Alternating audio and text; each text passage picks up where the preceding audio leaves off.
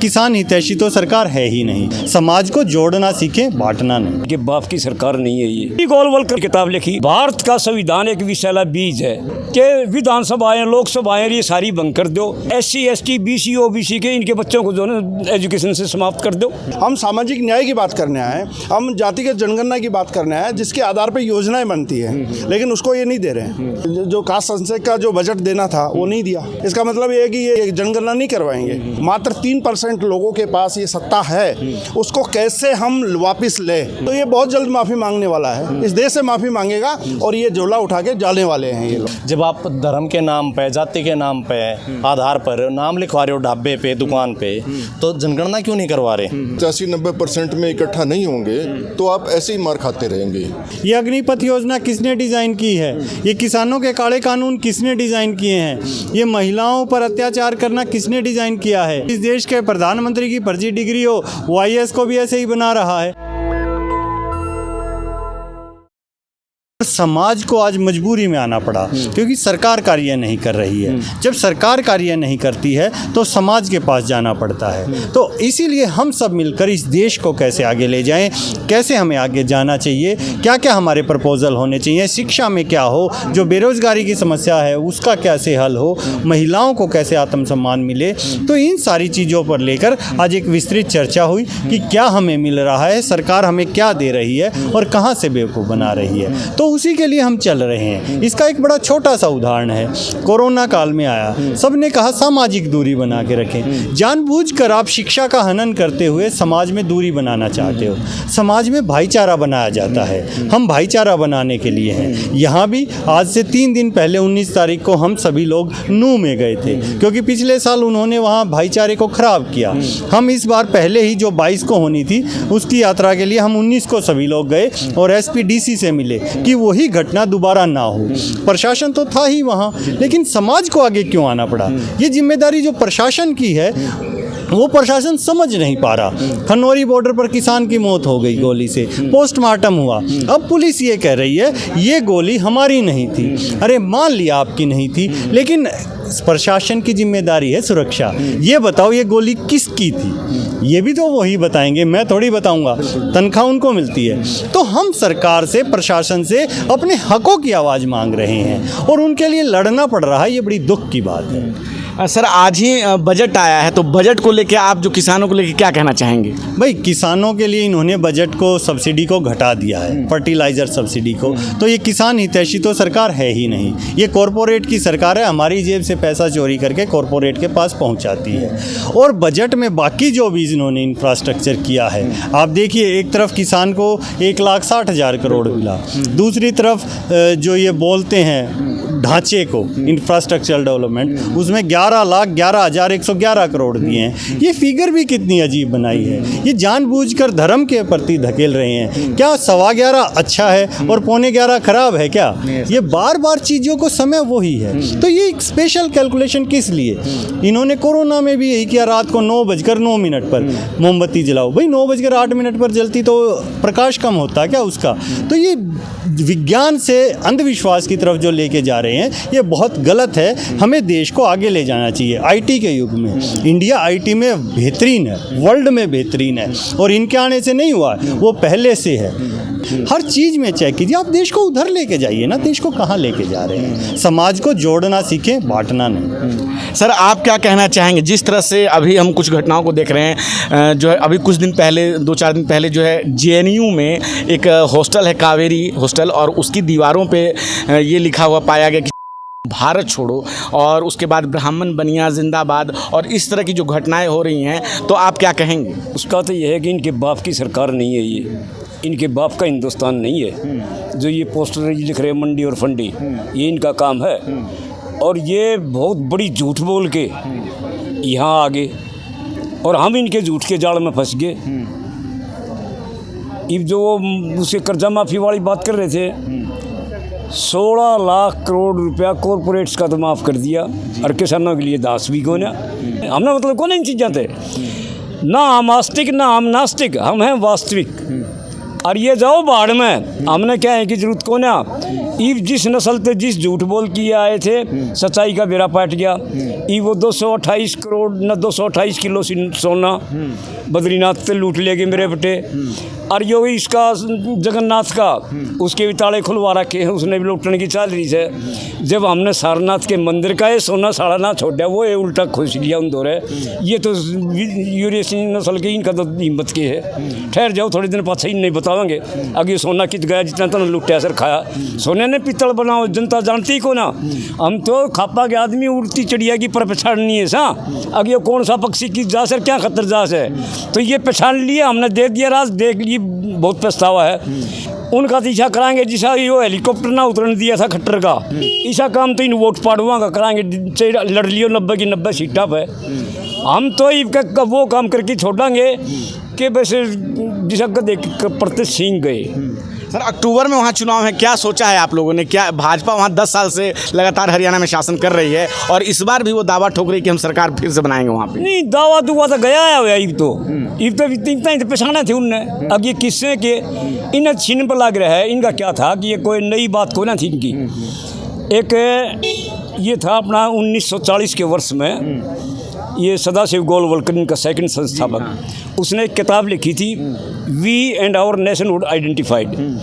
उस किताब में उन्होंने ये लिया था, अगर भूल से सत्ता हाथ लग जाए या लागी, जो हमने दी 14 में, अगर भूल से सत्ता हाथ लग जाए तो उस देश की सरकारी संपत्ति जल जंगल और ज़मीन, सरकारी संपत्ति जल जंगल और ज़मीन अपने 2-3 धनाढ़ विश्वसनीय साथियों को सौंप दे और देश में 95% भूखमरी पैदा कर दें, तो 7 जन्म तक भी आपकी सरकार नहीं जाएगी।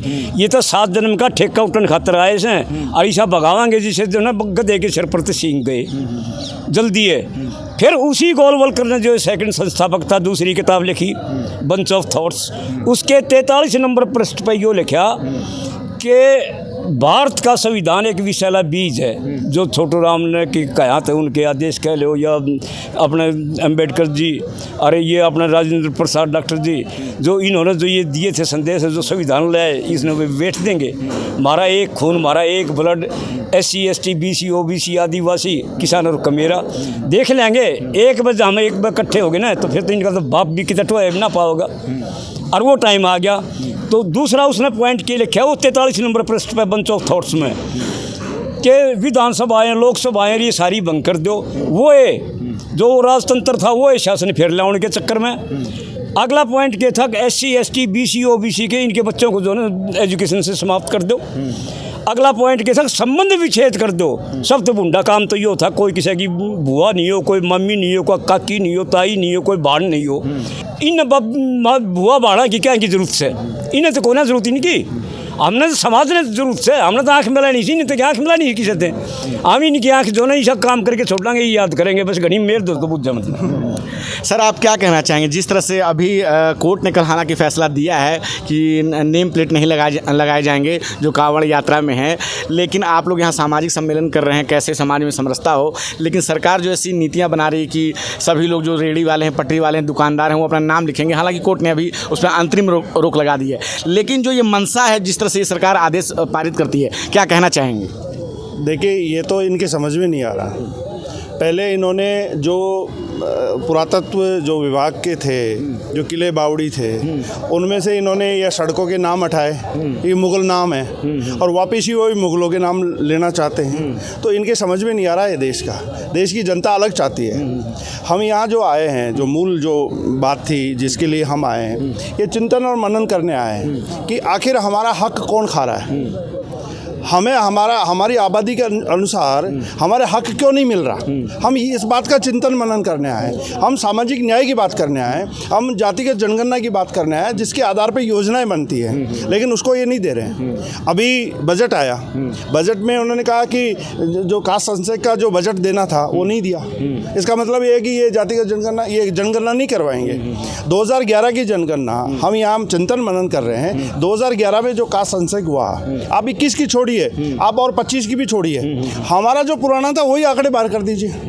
तो इसके लिए जो लोग, जो समझदार लोग हैं, जो प्रोफेसर हैं, जो रिटायर्ड जज हैं, जो हमारे सामाजिक लीडर हैं, जो खापों के नेता हैं, वो सब बैठ के चिंतन मनन कर रहे हैं कि SC और OBC जो वर्गों के लोग हैं उनका हक क्यों कहाँ जा रहा है। आखिर इस देश के जब हम 97% निवास करते हैं, हमारी जनसंख्या जब 97% है, मात्र 3% लोगों के पास ये सत्ता है, उसको कैसे हम वापस लें, तो उसके लिए हम बैठे हैं यहाँ और उसके लिए चिंतन मनन हुआ है और ये बात हम जन जन तक पहुँचाने के लिए तैयार हैं। निजी क्षेत्र में सर लगातार जो है निजी क्षेत्र को बढ़ावा दिया जा रहा है और निजी क्षेत्र में आरक्षण का कोई प्रावधान सरकार नहीं करी, उसको लेके क्या कहेंगे आप? अभी धनखड़ साहब ने बोला ना कि इनकी जो किताब लिखी है उसमें बोला गया कि 3% लोगों के पास सत्ता आ जाएगी, 95% को आप भुखमरी की तरफ धकेल दीजिए।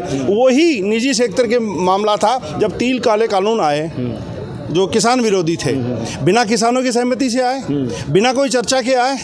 जब किसान खड़ा हुआ 13 महीने तक हम लोगों ने बॉर्डर रोका, तो वही मोदी जी थे जो माफ़ी मांगने लगे। तो ये बहुत जल्द माफ़ी मांगने वाला है, इस देश से माफ़ी मांगेगा और ये झोला उठा के जाने वाले हैं ये लोग। पोस्ट किया था EWS में सब लगभग सभी फर्जी तरीके से जा रहे हैं, इकोनॉमिकल वीकर सेक्शंस में वो नहीं आ रहे हैं, लेकिन वो लोग फर्जी सर्टिफिकेट बनवा रहे हैं, एंट्री कर रहे हैं, उनकी हक तो मारा ही जा रहा है। उसके बाद OBC SC ST का सर्टिफिकेट बनवा ले रहे हैं और ये सिस्टम में एंट्री कर रहे हैं, तो ऐसे कैसे समझता आएगी। अभी आपने 2 मिनट पहले बात की थी कि सुप्रीम कोर्ट ने आदेश दे दिया कि भाई आप ढाबे पे नाम वगैरह ना लिखिए। जब हम आज भी आपने देखा अंदर हॉल में जो मीटिंग चल रही उसमें ये कहा गया कि भाई आप जातिगत जनगणना करवाइए ना। जब आप धर्म के नाम पे, जाति के नाम पे, आधार पर नाम लिखवा रहे हो ढाबे पे, दुकान पे, तो जनगणना क्यों नहीं करवा रहे? और सबसे बड़ी बात मैं कहना चाहूँगा इस देश के ठेकेदारों को, आप नाम लिखवा रहे हो ना दुकानों पे, ढाबे पे, आप लिखवाइए ना, एक्सपोज कीजिए ना अल कबीर किसका सबसे बड़ा, पूरे एशिया का सबसे बड़ा गो कत्ल खाना जो भारत में है, उसका मालिक कौन है? बताइए ना पब्लिक को, संगीत सॉन्ग आप बताइए ना। अब जो आपने 95 में, कितने साल हो गए? 20 साल। 95 में जो आपने राखी गड्ढी में जो खुदाई करवाई, उसमें जो DNA निकला, जो नरकंकाल निकले, उनमें DNA किनका है? बताइए ना। वो हमारा है, हम मूल निवासी, इस देश के मालिक हम हैं। ये जल, जंगल और ज़मीन हमारी है। आप ढाबों पे नाम लिखवा के, ये करके, वो करके हमें दो फाड़ नहीं कर सकते। जो ग्राउंड की बात है उस पे आइए। अगर आपको नाम लिखवाना है, लिखवाइए ना। मैं धड़ल्ले से लिखूंगा, मैं तरसिंह कात्यायन बेरी से। आप भी तो बताइए ना कि अल कबीर जो पूरे एशिया का सबसे बड़ा गौ हत्या का खाना है, कत्ल खाना है, उसका मालिक कौन है? वो भारत में स्थित है। बताइए ना उसकी जाति, उसका नाम क्यों नहीं बता रहे?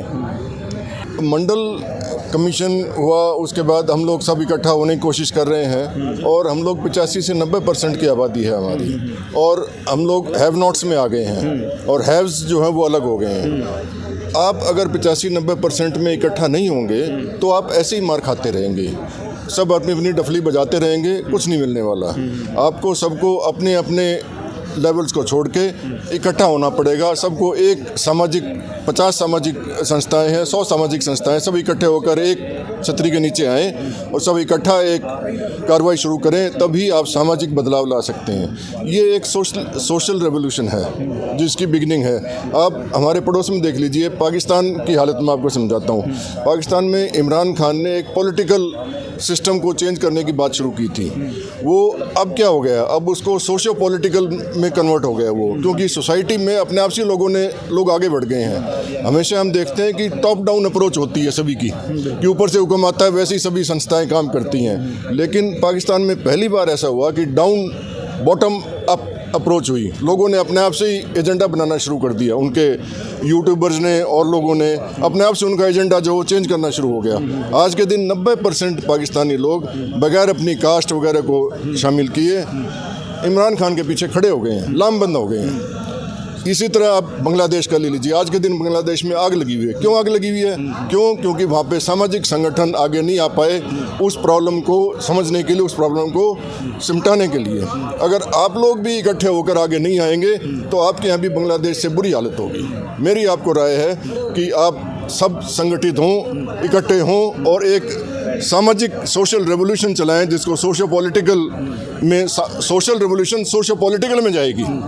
जब तक ये ऐसा नहीं होगा तब तक आप अपनी आज़ादी, जिसको हक की आज़ादी बोलते हैं, हक की आज़ादी, तब तक वो हासिल नहीं कर पाएंगे। रंजय जी, जो क्वेश्चन आपने किया था अभी आरएसएस के लिए, भाई आज उनकी सरकार है, सत्ता में बैठे हैं, प्रधानमंत्री उनका, गृह मंत्री उनका, सब कुछ सरकार है उनकी, वो कहीं भी बैठ सकते हैं। तो सर मैं ये कहना चाहता था कि ऐसे में जब सरकारी कर्मचारी जो कार्यपालिका का अंग होते हैं, वो जब एक जो इस तरह के संगठन में जब वो भाग लेना शुरू करेंगे, तो क्या वो वयस होकर काम नहीं करेंगे? क्या वो पूर्वाग्रह से ग्रसित नहीं हो जाएंगे कि अगर वो जा रहे हैं, उनके जूनियर नहीं जा रहे हैं, तो क्या उनमें भेदभाव का असर नहीं होगा? बिल्कुल होगा। और आप कह रहे हैं करेंगे, मैं कह रहा हूँ कर रहे हैं। 10 साल से हो क्या रहा है? ये अग्निपथ योजना किसने डिज़ाइन की है? ये किसानों के काले कानून किसने डिज़ाइन किए हैं? ये महिलाओं पर अत्याचार करना किसने डिज़ाइन किया है? हो रहा है भाई। बीसीसीआई का जो अध्यक्ष है, अब आईसीसीआई का बन रहा है जो सचिव जय शाह है, ठीक है, उसकी क्या क्वालिफिकेशन है? बैट पकड़ना आता है क्या उसको? अभी आईएएस के निकल के आ रहे हैं फर्जी डिग्रियां। भाई जिस देश के प्रधानमंत्री की फर्जी डिग्री हो, वो आईएएस को भी ऐसे ही बना रहा है। देश चलेगा किसके कंधों पर? ये बात सरकार को सोचना पड़ेगा और सोच लेना चाहिए, क्योंकि हमें देश को आगे बढ़ाना है। और देश को आगे बढ़ाना है तो एक अच्छी सोच लेकर बढ़ाना पड़ेगा, पॉजिटिव अप्रोच लेनी पड़ेगी, आपको शिक्षा अच्छी देनी पड़ेगी, ताकि आपका देश समृद्ध हो। क्योंकि देश बिल्डिंगों से नहीं बनता, सड़कों से नहीं बनता, देश बनता है देशवासियों से। और अगर आपके देशवासी इंटेलिजेंट होंगे, समृद्ध होंगे, अच्छी बात समझेंगे, तो वो इस देश के लिए हमेशा अच्छा ही करें। देखिए, ये आरएसएस का एक आंकड़ा है। नागपुर में इन्होंने जब देश आज़ाद हुआ, उसके बाद में इन्होंने तिरंगा नहीं पहनाया था अपने उस पे कार्यालय पे। 3 युवकों ने उस पर तिरंगा फैलाने की कोशिश की। ये एफआईआर है 176 नंबर नागपुर की, 2001 की। तीनों के खिलाफ इन्होंने केस दर्ज करवाया और उनको जेल भेजा। किसके लिए? तिरंगा फैलाने के लिए। तो ये कहाँ के देशभक्त हुए? ये तो देश तोड़ने की बात कर रहे हैं। ये तो देश के जो तिरंगा है उसका सम्मान नहीं कर रहे हैं। तो ये देश समझता है। देश को क्या है कि पहले इन्होंने धर्म के नाम में बांट दिया, अभी आप कह रहे हैं कि वो फलों के नाम से वो स्टिकर चिपका रहे हैं। इन्होंने खुद ने बोला कि मुस्लिम के नाम से सड़कें बनी हुई उनको ख़त्म करेंगे हम, नाम दूसरा चेंज किया। इन्होंने शहरों के नाम चेंज कर दिए, तो अब वापस मुस्लिमों के नाम क्यों ला रहे हैं? हम कह रहे हैं ना हम गुजर हैं, तो करवाए ना कास्ट सेंसेक्स, बताइए ना हमारी जनसंख्या कितनी है, क्यों नहीं बता रहे हैं? तो ये देश तोड़ने की बात कर रहे हैं। इससे देश समझ चुका है और 2024 में इनको दिखा दिया आईना, और आगे बहुत जल्द इनको बहुत अच्छी तरह आईना दिखाएंगे। और इसके लिए हम लोग ये क्या लगता है सरकार जो जातीय जनगणना नहीं कर रही है उसके पीछे क्या मंशा होगी? ये इनको करना पड़ेगा, आंकड़े देने पड़ेंगे, नहीं तो लोग सड़कों पे आएंगे। और एसटी एससी ओबीसी 97% है ना, वो सड़कों पे बहुत जल्द आने वाली है। नेशनल दस्तक की आपसे गुजारिश है कि अगर इसको बचाना चाहते हैं तो नेशनल दस्तक को सब्सक्राइब करने के लिए रेड कलर के सब्सक्राइब बटन को दबाएं, फिर बेल आइकन की घंटी दबाएं। नेशनल दस्तक को बचाने के लिए बहुत जरूरी है कि हर खबर को शेयर करें, लाइक करें, कमेंट जरूर करें।